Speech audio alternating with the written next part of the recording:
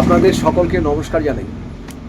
অর্থ সংকট, যারা অর্থ সংকট নিয়ে খুব কষ্ট পাচ্ছেন, এই ভিডিওটা আপনাদের জন্য। এটা সবাই করতে পারেন, পুরুষ মহিলারা সবাই করতে পারেন।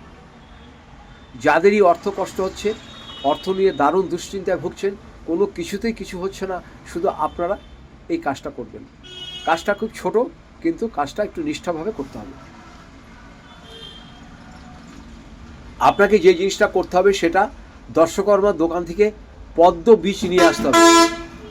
7খানা পদ্ম বীজ আনবেন, আর 2 টাকার গোটা ধনে নেবেন। 7খানা পদ্ম বীজ আর 2 টাকা ধনে, গোটা ধনে। এটাকে আপনি এনে একটু গঙ্গা জলে ভিজিয়ে রাখবেন, গঙ্গা জলে ভিজিয়ে রাখবেন। আর এটা ঠিক বৃহস্পতিবার দিনকে, বুধবার দিন ভিজিয়ে রাখবেন।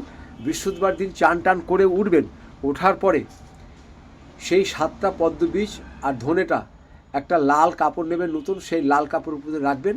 আর তার ভিতরে 7টা টাকা রাখবেন।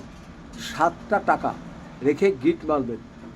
গিট দিয়ে আপনার ক্যাশ বাক্সে রাখবেন বা আপনার পকেটে রাখুন। আপনি যেখানে রাখুন, আপনার দেখবেন অর্থ আসতে শুরু করেছে।